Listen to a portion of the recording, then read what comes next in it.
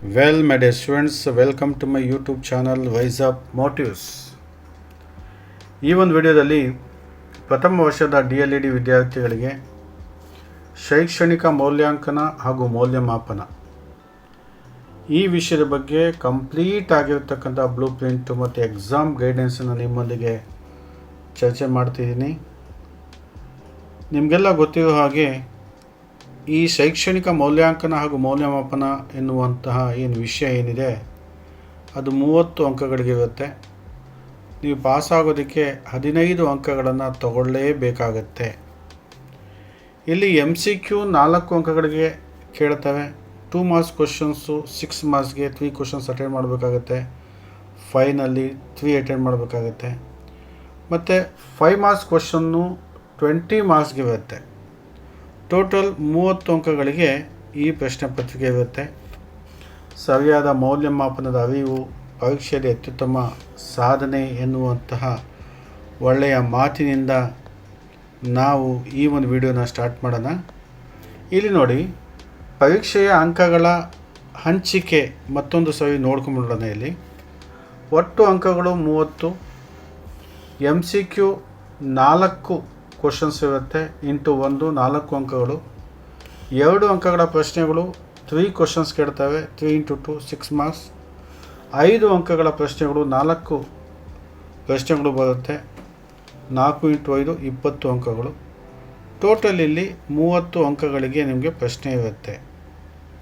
ಇಲ್ಲಿ ಪರೀಕ್ಷಾ ತಂತ್ರ ಏನು, ಎಕ್ಸಾಮಿನೇಷನ್ ಟೆಕ್ನಿಕ್ಸ್ ಏನನ್ನು ಬಳಸ್ಕೋಬೇಕಂದ್ರೆ, ಮೊದಲು MCQನ ಪೂರ್ಣಗೊಳಿಸಿ. MCQನ ಬಿಡೋಕ್ಕೆ ಹೋಗ್ಬೇಡಿ, ಅದನ್ನ ಪೂರ್ಣಗೊಳಿಸಿ. ಡೌಟ್ ಇದೆ 1 or 2 ಬಿಡ್ಬೋದು. 4 ಪ್ರಶ್ನೆ ಇರುತ್ತೆ ಇದರಲ್ಲಿ. ಆಮೇಲೆ ಅದನ್ನ ಏನು ಮಾಡಬೇಕು, ಕಂಪ್ಲೀಟ್ ಮಾಡಿಕೊಳ್ಳೇಬೇಕಾಗತ್ತೆ. 2 ಅಂಕಗಳ ಉತ್ತರಗಳನ್ನು ಪಾಯಿಂಟ್ ವಾರು ಅಂದರೆ ಪಾಯಿಂಟ್ ವೈಸ್ ಏನು ಮಾಡಬೇಕು ಅದನ್ನು ಅಟೆಂಡ್ ಮಾಡಿ.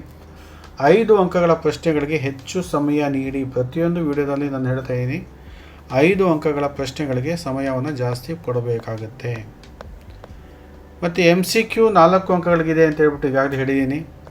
ಇದರಲ್ಲಿ ಅತ್ಯಂತ ಪ್ರಮುಖ ವಿಷಯಗಳು ಏನೇನಿದೆ, ಎಲ್ಲಿ ನಾವು MCQನ ಎಕ್ಸ್ಪೆಕ್ಟ್ ಮಾಡ್ಬೋದು ಅಂತ ಹೇಳಿದ್ರೆ, ಬ್ಲೂಮ್ಸ್ ಟೆಕ್ಸೋನಮಿ ಅಂತಕ್ಕಂಥದ್ದು ಏನಿದೆ ಅದರಲ್ಲಿ ನೀವು MCQನ ಎಕ್ಸ್ಪೆಕ್ಟ್ ಮಾಡ್ಬೋದು. ಪ್ರಶ್ನೆ ಬರುತ್ತೆ. ಜ್ಞಾನದ 4 ಆಯಾಮಗಳ ಬಗ್ಗೆ ಪ್ರಶ್ನೆ ಇರುತ್ತೆ. ಮಾಪನ ಮೆಜರ್ಮೆಂಟ್ ಇದ್ರ ಬಗ್ಗೆ ಪ್ರಶ್ನೆ ಬಂದಿದೆ, ಬರೋ ಸಾಧ್ಯತೆ ಇದೆ. ಮೌಲ್ಯಾಂಕನ, ಮೌಲ್ಯಮಾಪನ ಮತ್ತು CCE ಬಗ್ಗೆ ಕಂಟಿನ್ಯೂಯಸ್ ಕಾಂಪ್ರಹೆನ್ಸಿವ್ ಇವ್ಯಾಲ್ಯೂಯೇಷನ್ ಅಂತ ಹೇಳ್ತೀವಲ್ಲ ಅದು. ರೂಪಣಾತ್ಮಕ ಮೌಲ್ಯಮಾಪನ, ಫಾರ್ಮೇಟಿವ್ ಅಸೆಸ್ಮೆಂಟ್, ಸಂಕಲನಾತ್ಮಕ ಮೌಲ್ಯಮಾಪನ, ಸಮ್ಮೇಟಿವ್ ಅಸೆಸ್ಮೆಂಟ್ ಬಗ್ಗೆ, ವಸ್ತುನಿಷ್ಠ ಪರೀಕ್ಷೆ ಆಬ್ಜೆಕ್ಟಿವ್ ಟೈಪ್ ಕ್ವಶನ್, ವ್ಯಕ್ತಿನಿಷ್ಠ ಪರೀಕ್ಷೆ ಸಬ್ಜೆಕ್ಟಿವ್ ಟೈಪ್, ಸಾಧನ ಪರೀಕ್ಷೆ ಅಂದರೆ ಅಚೀವ್ಮೆಂಟ್ ಟೆಸ್ಟು, ನೈದಾನಿಕ ಅಂದರೆ ಡಯಾಗ್ನೋಸ್ಟಿಕ್ ಟೆಸ್ಟ್, ಅಂಕೀಕರಣ ಮತ್ತು ಶ್ರೇಣೀಕರಣ.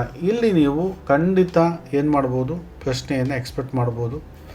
ಪ್ರತಿಕ್ರಿಯೆ ಫೀಡ್ಬ್ಯಾಕ್ ಅಂದರೆ ಇಲ್ಲಿ ಹಿಮ್ಮಾಹಿತಿ ಅಂತ ಹೇಳ್ತೀವಿ, ಅದರ ಬಗ್ಗೆ ಪ್ರಶ್ನೆ ಇರುತ್ತೆ ನೋಡಿ. ಸಂಚಿತ ದಾಖಲೆ, ಪ್ರಗತಿ ವರದಿ ಬಗ್ಗೆ ಪ್ರಶ್ನೆ ಇರುತ್ತೆ. ಮೌಲ್ಯಮಾಪನದ ಸಾಧನಗಳು ಮತ್ತು ಪ್ರಶ್ನೆ ಪತ್ರಿಕೆಯನ್ನು ಹೇಗೆ ನಿರ್ಮಾಣ ಮಾಡಬೇಕು, ರಚನೆ ಮಾಡಬೇಕು, ಪ್ರಶ್ನೆಗಳ ವಿಧಗಳ ಬಗ್ಗೆ ಇಲ್ಲಿ ನೀವೇನು ಮಾಡ್ಬೋದು, MCQನ ಎಕ್ಸ್ಪೆಕ್ಟ್ ಮಾಡ್ಬೋದು. MCQ ಪ್ರಿಪ್ರೇಷನ್ ಹೇಗೆ ಮಾಡ್ಕೊತೀವ, ವ್ಯಾಖ್ಯಾನಗಳನ್ನು ನೆನಪಲ್ಲಿ ಇಟ್ಕೊಳ್ಳಿ. ಡೆಫಿನೇಷನ್ಸ್ ಕೇಳೋ ಸಾಧ್ಯತೆ ಇರುತ್ತೆ, ಅದನ್ನು ನೀವು ನೆನಪಲ್ಲಿ ಇಟ್ಕೋಬೇಕಾಗತ್ತೆ. ಬ್ಲೂಮ್ಸ್ ಟೆಕ್ಸೋನಮಿ ಹಂತಗಳನ್ನು ಕ್ರಮವಾಗಿ ಕಲಿಬೇಕಾಗತ್ತೆ. ಯಾವುದಾದ್ಮೇಲೆ ಯಾವುದು ಸಿಸ್ಟಮೆಟಿಕ್ ಆಗಿ ಅದನ್ನು ಕಲಿಬೇಕಾಗುತ್ತೆ, ಬ್ಲೂಮ್ಸ್ ಟೆಕ್ಸೋನಮಿ ಹಂತಗಳನ್ನು. ಮತ್ತು CCE ಮತ್ತು ಮೌಲ್ಯಮಾಪನದ ಪ್ರಕಾರಗಳನ್ನು ಪುನಃ ಅವಲೋಕನ ಮಾಡಿಕೊಳ್ಳಿ. ಪ್ರತಿದಿನ 20-30 MCQಗಳನ್ನು ಅಭ್ಯಾಸ ಮಾಡಿದ್ರೆ ನಿಮಗೆ ಖಂಡಿತ ಇದರಲ್ಲಿ 4ಕ್ಕೆ 4 ಅಂಕಗಳು ಲಭ್ಯ ಆಗುತ್ತೆ. 4 ಪ್ರಶ್ನೆ ಇರುತ್ತೆ MCQ. ಮತ್ತು 2 ಅಂಕಗಳ ಪ್ರಶ್ನೆಗಳು ಎಷ್ಟಿರುತ್ತೆ, 3 ಕ್ವಶನ್ಸ್ ಇರುತ್ತೆ 6 ಮಾರ್ಕ್ಸ್ಗೆ. ಇಲ್ಲಿ ಅತ್ಯಂತ ಪ್ರಮುಖ ವಿಷಯಗಳು ಯಾವುದು, ಕಾರ್ಯವಿಧಾನಾತ್ಮಕ ಜ್ಞಾನ ಭಾಳ ಇಂಪಾರ್ಟೆಂಟ್ ಆಗಿರ್ತಕ್ಕಂಥದ್ದು.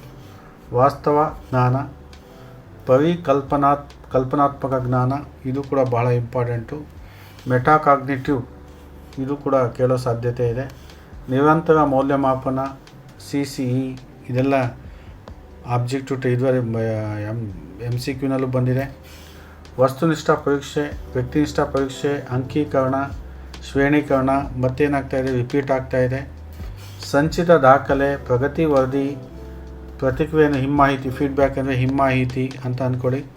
ಮೌಲ್ಯಮಾಪನ ಸಾಧನಗಳು, ಪ್ರಶ್ನೆಗಳ ವಿಧಗಳು, ಮಾಪನ ಮತ್ತು ಮೌಲ್ಯಮಾಪನದ ವ್ಯತ್ಯಾಸ ಕೇಳೋ ಸಾಧ್ಯತೆ ಹೆಚ್ಚಿದೆ. ಅಂದರೆ ಏನು MCQ ನಲ್ಲಿ ಬಂದಿತ್ತು ಅದೇ 2 ಮಾರ್ಕ್ಸ್ ಕ್ವಶನ್ಗೂ ಬಂದಿದೆ. ಅಂದರೆ ಎರಡಕ್ಕೂ ಏನಾಗುತ್ತೆ, ಸಹಾಯ ಆಗುತ್ತೆ. ಮತ್ತು ಹೇಗೆ ಆನ್ಸರ್ ಮಾಡ್ತೀವಿ ಅದನ್ನು, ಉತ್ತರ ಬರೀತಕ್ಕಂಥ ವಿಧಾನ ಹೇಗೆ ಅಂದರೆ 4-5 ಮುಖ್ಯ ಅಂಶಗಳನ್ನು ಬರೀವಿ. 4 or 5 ಸೆಂಟೆನ್ಸಲ್ಲಿ ನೀವು ಆನ್ಸರನ್ನು ಮಾಡಬೇಕು. ಭಾಳ ಮುಖ್ಯವಾದಂಥ ಅಂಶಗಳನ್ನು ಬರೀಬೇಕು. ಉತ್ತರವನ್ನು ಸಂಕ್ಷಿಪ್ತವಾಗಿ ಅಂತ ಹೇಳಿದ್ರೆ ಬ್ರೀಫಾಗಿ ಅಟೆಂಡ್ ಮಾಡಿ, ಎಲಾಬ್ರೇಟಾಗಿ ಎಕ್ಸ್ಪ್ಲೇನ್ ಮಾಡೋ ಅಗತ್ಯ ಇಲ್ಲ. ಪ್ರಮುಖ ಪದಗಳಿಗೆ ಅಂಡರ್ಲೈನ್ ಮಾಡಿ, ಇಲ್ಲಿ ಟೈಮ್ ಉಳಿಯುತ್ತೆ. ಅಂಡರ್ಲೈನ್ ಮಾಡಿ 4-5 ಸೆಂಟೆನ್ಸಲ್ಲಿ ಆನ್ಸರ್ ಮಾಡ್ತಕ್ಕಂಥದ್ದು ಪಾಯಿಂಟ್ ವೈಸ್ ಭಾಳ ಇಂಪಾರ್ಟೆಂಟು. ಇಷ್ಟು ಮಾಡಿದ್ರೆ ನಿಮಗೆ ಇಲ್ಲಿ 6 ಮಾರ್ಕ್ಸ್ ಲಭ್ಯ ಆಗುತ್ತೆ. 5 ಅಂಕಗಳ ಪ್ರಶ್ನೆಗಳು 20 ಮಾರ್ಕ್ಸ್ಗೆ ಇರುತ್ತೆ. ಅತ್ಯಂತ ಪ್ರಮುಖ ವಿಷಯಗಳು ಯಾವುದ್ಯಾವುದು ಇದರಲ್ಲಿ ಅಂತ ಹೇಳಿದ್ರೆ ರೂಪಣಾತ್ಮಕ ಮೌಲ್ಯಮಾಪನ, ಸಂಕಲನಾತ್ಮಕ ಮೌಲ್ಯಮಾಪನದ ಬಗ್ಗೆ ಪ್ರಶ್ನೆ ಇರುತ್ತೆ 5 ಮಾರ್ಕ್ಸ್ದು. ವಸ್ತುನಿಷ್ಠ ಪರೀಕ್ಷೆಯ ಗುಣಗಳು ಮತ್ತು ಅವಗುಣಗಳನ್ನು ಕೇಳ್ತಕ್ಕಂಥ ಸಾಧ್ಯತೆ ಇದೆ. ಪರಿಹಾರ ಕ್ರಮಗಳು, ರೆಮಿಡಿಯಲ್ ಮೆಷರ್ಸ್, ಇದು ಕೇಳೋ ಸಾಧ್ಯತೆ ಇದೆ. ಹೊಸ ಮೌಲ್ಯಮಾಪನ ತಂತ್ರಗಳು, ಇದು ಬಹಳ ಇಂಪಾರ್ಟೆಂಟ್ ನೋಡಿ, ಇದು ಇಂಪಾರ್ಟೆಂಟ್ ಅಂತ ತಿಳ್ಕೊಳ್ಳಿ. ಹೊಸ ಮೌಲ್ಯಮಾಪನ ತಂತ್ರಗಳು, ಇದು ಕೇಳೋ ಸಾಧ್ಯತೆ ಇದೆ. ನಿರಂತರ ಮತ್ತು ಸಮಗ್ರ ಮೌಲ್ಯಮಾಪನ CCE, ಮೌಲ್ಯಮಾಪನ ಸಾಧನಗಳು, ಅಂಕೀಕರಣ, ಶ್ರೇಣೀಕರಣ, ಇದು ಬಹಳ ಇಂಪಾರ್ಟೆಂಟು. ಅಂಕೀಕರಣ, ಶ್ರೇಣೀಕರಣ ಅಂತಕ್ಕಂಥದ್ದು ಇದು ಬಹಳ ಇಂಪಾರ್ಟೆಂಟ್ ಆಗಿರ್ತಕ್ಕಂಥದ್ದು. ಸಂಚಿತ ದಾಖಲೆ ಮತ್ತು ಪ್ರಗತಿ ವರದಿ, ಇದು ಕೂಡ ಇಂಪಾರ್ಟೆಂಟು ಪ್ರಶ್ನೆ. ಸಾಧನ ಪರೀಕ್ಷೆ ಮತ್ತು ನೈದಾನಿಕ ಪರೀಕ್ಷೆಯ ವ್ಯತ್ಯಾಸ ಕೇಳೋ ಸಾಧ್ಯತೆ ಇದೆ, ಇಂಪಾರ್ಟೆಂಟು. ಬ್ಲೂಮ್ಸ್ ಟೆಕ್ಸಾನಮಿ ಬಗ್ಗೆ ಕ್ವಶನ್ ಇದ್ದೇ ಇರುತ್ತೆ, ನೋಡ್ಕೊಳ್ಳಿ. ಮತ್ತು ಪ್ರಶ್ನೆ ಪತ್ರಿಕೆ ರಚನೆ, ನಿರ್ಮಾಣ, ಅದು ಕೂಡ ಕೇಳೋ ಸಾಧ್ಯತೆ ಇದೆ. ಪ್ರತಿಕ್ರಿಯೆ ಅಂದರೆ ಫೀಡ್ಬ್ಯಾಕ್, ಹಿಮ್ಮಾಹಿತಿಯ ಮಹತ್ವ ಏನು ಅಂತಕ್ಕಂಥದ್ದು. ಕಾರ್ಯವಿಧಾನಾತ್ಮಕ ಜ್ಞಾನದ ಪಾತ್ರ, ಇದು ಇಂಪಾರ್ಟೆಂಟ್ ಆಗಿರ್ತಕ್ಕಂಥ ಪ್ರಶ್ನೆ. ಇದನ್ನು ನೀವು ಚೆನ್ನಾಗಿ ನೋಡ್ಕೊಳ್ಳಿ. ಮತ್ತು ವಾರ್ಷಿಕ ಪರೀಕ್ಷೆಗೆ ಹೆಚ್ಚುವರಿ ಪ್ರಮುಖ ವಿಷಯಗಳು ಏನೇನು ಅಂತಕ್ಕಂಥದ್ದು ಡಿಸ್ಕಸ್ ಮಾಡೋಕ್ಕೆ ಮುಂಚೆ ಇಷ್ಟೆಲ್ಲ ನೀವು ಮಾಡಿದ್ವೆ 20 ಅಂಕಗಳು ನಿಮಗೆಲ್ಲ ಸಿಗುತ್ತೆ. ಆಮೇಲೆ ಹೆಚ್ಚುವರಿ ಪ್ರಮುಖ ವಿಷಯಗಳನ್ನು ನೀವೇನು ತಿಳ್ಕೊಬೇಕು ಅಂದರೆ MCQ ಬಗ್ಗೆ ಜ್ಞಾನಾತ್ಮಕ ವಲಯ ನೋಡ್ಕೊಳ್ಳಿ. ಮಲ್ಟಿಪಲ್ ಚಾಯ್ಸಲ್ಲಿ ಭಾವನಾತ್ಮಕ, ಕ್ರಿಯಾತ್ಮಕ, ಮೌಲ್ಯಮಾಪನ ತತ್ವಗಳು, ಉತ್ತಮ ಪರೀಕ್ಷೆಯ ಲಕ್ಷಣಗಳು, ಮಾನ್ಯತೆ, ವ್ಯಾಲಿಡಿಟಿ ಮತ್ತು ರಿಲಯಬಿಲಿಟಿ, ವಿಶ್ವಾಸಾರ್ಹತೆ, ವಸ್ತುನಿಷ್ಠತೆ, ಆಬ್ಜೆಕ್ಟಿವಿಟಿ, ಇದನ್ನು ನೀವು ಏನು ಮಾಡ್ಬೋದು, ಸ್ವಲ್ಪ ಇದನ್ನು ನೋಡ್ಕೊಳ್ಳಿ, ಕೇಳೋ ಸಾಧ್ಯತೆ ಇದೆ. 2 ಅಂಕಗಳಿಗೆ ಹೆಚ್ಚುವರಿ ಪ್ರಮುಖ ವಿಷಯಗಳು ಯಾವುದು ಅಂದರೆ ಬ್ಲೂಮ್ಸ್ ಟೆಕ್ಸಾನಮಿ ಹಂತಗಳು ಕೇಳ್ತಾನೆ, ಇಂಪಾರ್ಟೆಂಟ್ ಅಂತ ಒಂದು ಕಡೆ ಬರ್ಕೊಂಬಿಡಿದು. CCE ಉದ್ದೇಶಗಳು, ಪ್ರತಿಕ್ರಿಯೆ ಅಂದರೆ ಹಿಮ್ಮಾಹಿತಿ ಅಂತ ಅಂದ್ಕೊಳ್ಳಿ. ಪ್ರತಿಕ್ರಿಯೆ ಅಂದರೆ ಹಿಮ್ಮಾಹಿತಿ, ಫೀಡ್ಬ್ಯಾಕ್ ಅಂತ, ಇದನ್ನು ಕೇಳೋ ಸಾಧ್ಯತೆ ಇದೆ. ಪ್ರಶ್ನೆಗಳ ವಿಧಗಳು, ಮಾನ್ಯತೆ, ಸೊ ಇದನ್ನ ಸ್ವಲ್ಪ ನೋಡ್ಕೊಳ್ಳಿ. ಅದೇ ಥರ ವಿಶ್ವಾಸಾರ್ಹತೆ, ವಸ್ತುನಿಷ್ಠತೆ, ಮೌಲ್ಯಮಾಪನದ ಉದ್ದೇಶಗಳು, ಇಷ್ಟೆಲ್ಲ ನೀವು ತಿಳ್ಕೊಂಡಾಗ ನಿಮಗೆ ಇಲ್ಲಿ 6 ಮಾರ್ಕ್ಸ್ ಲಭ್ಯ ಆಗೋ ಸಾಧ್ಯತೆ ಬಹಳ ಇದೆ. 5 ಅಂಕಗಳ ಪ್ರಶ್ನೆಗಳು ಎಲ್ಲಿ ನಿಮಗೆ ಜಾಸ್ತಿ ಕೇಳ್ತವೆ ಅಂತ ಹೇಳಿದ್ರೆ ಬ್ಲೂಮ್ಸ್ ಟೆಕ್ಸಾನಮಿನಲ್ಲಿ ಕೇಳೋ ಸಾಧ್ಯತೆ ಇದೆ. CCE ಮಹತ್ವ ಕೇಳೋ ಸಾಧ್ಯತೆ ಇದೆ. ಉತ್ತಮ ಪರೀಕ್ಷೆಯ ಗುಣಲಕ್ಷಣಗಳು ಕೇಳೋ ಸಾಧ್ಯತೆ ಜಾಸ್ತಿ ಇದೆ. ಮಾನ್ಯತೆ, ವಿಶ್ವಾಸಾರ್ಹತೆ ಮತ್ತು ವಸ್ತುನಿಷ್ಠತೆ, ಇದರ ನಡುವಿನ ವ್ಯತ್ಯಾಸಗಳು, ಗುಣಲಕ್ಷಣಗಳು ಕೇಳೋ ಸಾಧ್ಯತೆ ಇದೆ. ಮೌಲ್ಯಮಾಪನದ ಉದ್ದೇಶಗಳು ಬಹಳ ಇಂಪಾರ್ಟೆಂಟ್ ಆಗಿರ್ತಕ್ಕಂಥ ಪ್ರಶ್ನೆ. ಪ್ರಶ್ನೆ ಪತ್ರಿಕೆ ನಿರ್ಮಾಣದ ಹಂತಗಳು, ಹೇಗೆ ಪ್ರಶ್ನೆ ಪತ್ರಿಕೆಯನ್ನು ತಯಾರು ಮಾಡಬೇಕು, ಅದರ ಹಂತಗಳೇನು, ಉತ್ತಮ ಪ್ರಶ್ನೆಗಳ ಲಕ್ಷಣಗಳೇನು, ಈಗಿದು ಕೇಳೋ ಸಾಧ್ಯತೆ ಇದೆ. ಇದು ಪ್ರಶ್ನೆ ಭಾಳ ಇಂಪಾರ್ಟೆಂಟ್ ನೋಡಿ. ಮೌಲ್ಯಮಾಪನದಲ್ಲಿ ಶಿಕ್ಷಕರ ಪಾತ್ರ, ಇದು ಕೂಡ ಬಹಳ ಇಂಪಾರ್ಟೆಂಟ್ ಆಗಿರ್ತಕ್ಕಂಥದ್ದು. ಪ್ರತಿಕ್ರಿಯೆ ಅಂದರೆ ಫೀಡ್ಬ್ಯಾಕ್ ಅಂತ ಅಂದ್ಕೊಳ್ಳಿ ನೀವು. ಫೀಡ್ಬ್ಯಾಕ್ ಅದನ್ನು ನಾವು ಕನ್ನಡದಲ್ಲಿ ಹಿಮ್ಮಾಹಿತಿ ಅಂತಲೂ ಹೇಳ್ತೀವಿ. ಇದು ಕೂಡ ನೋಡ್ಕೊಳ್ಳಿ. ಕಲಿಕಾರ್ಥಿಗಳ ದೌರ್ಬಲ್ಯ ನಿವಾರಣೆಯ ಕ್ರಮಗಳು, ಇದು ಕೂಡ ಭಾಳ ಇಂಪಾರ್ಟೆಂಟ್ ಆಗಿರ್ತಕ್ಕಂಥ ಪ್ರಶ್ನೆ, ಇದು ಇಂಪಾರ್ಟೆಂಟು. ಸೊ ಇದೆಲ್ಲ ನೀವು ನೋಡ್ಕೊಳ್ಳೇಬೇಕಾಗಿರ್ತಕ್ಕಂಥ ಒಂದು ವಿಷಯಗಳು. ಉತ್ತರ ಹೇಗೆ ಬರೀಬೇಕು, ಅತ್ಯುತ್ತಮ ವಿಧಾನ ಏನು ಅಂದರೆ 2 ಅಂಕಗಳಿಗೆ MCQನಲ್ಲಿ ಏನೂ ಸಮಸ್ಯೆ ಆಗಲ್ಲ. 4 ಆಪ್ಷನಲ್ಲಿ 1 ಆಪ್ಷನ್ ಚೂಸ್ ಮಾಡಲೇಬೇಕು. 2 ಅಂಕದ ಪ್ರಶ್ನೆಗಳು 4ರಿಂದ 5 ಅಂಶಗಳನ್ನು ಬರೀತಕ್ಕಂಥದ್ದು, ಸ್ಪಷ್ಟ ಉತ್ತರ ಕೊಡ್ತಕ್ಕಂಥದ್ದು, ಪ್ರಮುಖ ಪದಗಳಿಗೆ ಅಂಡರ್ಲೈನ್ ಆಗ್ತಕ್ಕಂಥದ್ದು, ಪದೇ ಪದೇ ಹೇಳ್ತಾ ನಿಮಗೆ. 5 ಅಂಕದ ಪ್ರಶ್ನೆಗಳಿಗೆ ಪೀಠಿಕೆ ಹಾಕಿ ಮುಖ್ಯ ಅಂಶಗಳನ್ನು ಮೆನ್ಷನ್ ಮಾಡಿ, ಮತ್ತು ಯಾವುದಾದ್ರೂ ಒಂದು ಅಥವಾ ಎಲ್ಲದನ್ನು ಆ ಪ್ರಶ್ನೆ ಹೇಗಿದೆ ಅದಕ್ಕೆ ಸಂಬಂಧಪಟ್ಟಂತೆ ವಿವರವಾದ ವಿವರಣೆ ಎಕ್ಸ್ಪ್ಲನೇಷನ್ ಕೊಡಿ.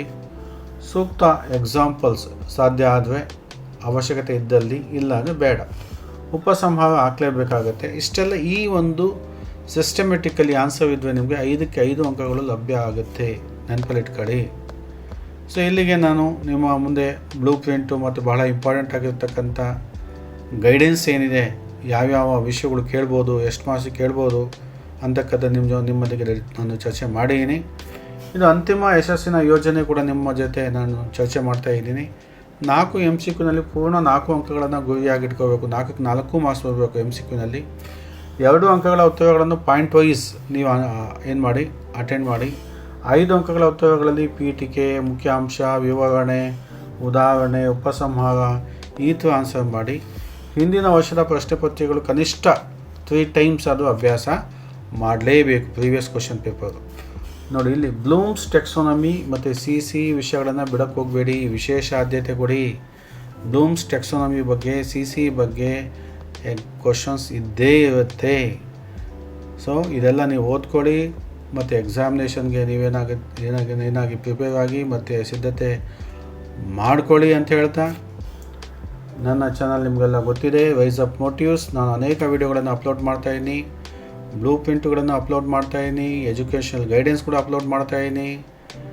ಅದಕ್ಕೋಸ್ಕರ ನನ್ನ ಈ ವಿಡಿಯೋ ಇಷ್ಟ ಆದರೆ ನೀವು ಲೈಕ್ ಮಾಡಿ ಮತ್ತು ಎಲ್ಲ ವಿದ್ಯಾರ್ಥಿಗಳಿಗೆ ಶೇರ್ ಮಾಡಿ, ನಿಮ್ಮ ಫ್ರೆಂಡ್ಸಲ್ಲಿ ಶೇರ್ ಮಾಡಿ. ಮತ್ತು ಈ ನನ್ನ ಚಾನಲನ್ನು ಸಬ್ಸ್ಕ್ರೈಬ್ ಮಾಡ್ಕೊಳ್ಳಿ. ಯಾಕೆ ಅಂತ ಹೇಳಿದರೆ ಹೊಸ ವಿಡಿಯೋಗಳು ನಿಮಗೆ ಅತೀ ಬೇಗ ಲಭ್ಯ ಆಗುತ್ತೆ.